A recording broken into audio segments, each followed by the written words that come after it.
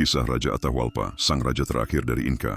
Di jantung Andes yang perkasa, di antara langit-langit yang menyentuh awan dan lembah yang hijau bagai zamrud, lahirlah seorang anak laki-laki yang kelak akan menjadi raja terakhir Kekaisaran Inka. Ia diberi nama Atahualpa, yang berarti ayam emas. Mungkin sebagai pertanda akan nasibnya yang bersinar namun tragis.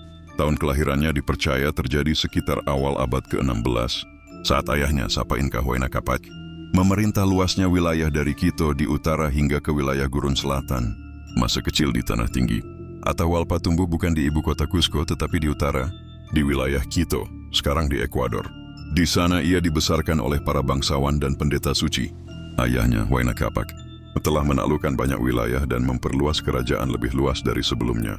Namun ia juga dikenal memberi perhatian besar pada anak-anaknya, meski ia memiliki banyak selir dan puluhan anak. Atahualpa menonjol di antara saudara-saudaranya. Ia cerdas, lincah, dan memiliki aura ketegasan sejak belia. Ia diajari bahasa Quechua yang halus, filsafat Inka, astronomi langit Andes, serta keterampilan perang dan politik oleh pendeta-pendeta Sun God, Inti. Sejak kecil pula, ia menyaksikan bagaimana rakyat Inka bekerja keras dalam sistem mita, dan bagaimana kaisar dipuja layaknya dewa hidup. Namun di balik pendidikan itu tersembunyi persaingan tajam.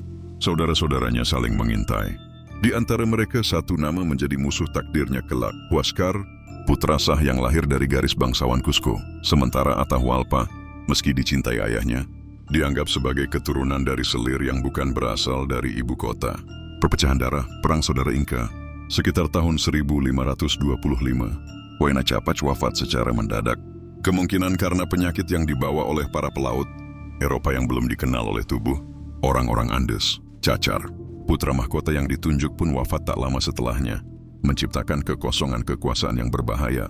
Para bangsawan Cusco menobatkan Huascar sebagai Sapa Inka, tetapi para jenderal dan bangsawan di Quito menyokong Atahualpa. Maka pecahlah perang saudara yang panjang dan berdarah, yang membelah Kekaisaran Inka menjadi dua kubu, utara dan selatan. Atahualpa, meski awalnya enggan berperang melawan saudara kandungnya, tak punya pilihan. Ia menunjuk jenderal-jenderal tangguh seperti Chalcuchimac dan Quisquis, dan bersama mereka, ia bergerak perlahan dari utara ke selatan, merebut kota demi kota. Ia dikenal memimpin dengan tangan besi, namun juga memberi ampun pada mereka yang menyerah. Perang berlangsung selama beberapa tahun. Darah mengalir di lembah Cusco dan puncak-puncak Andes.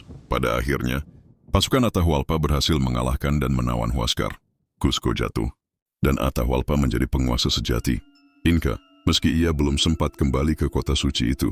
Ia menetap di Cajamarca, sebuah kota di pegunungan utara, untuk mengatur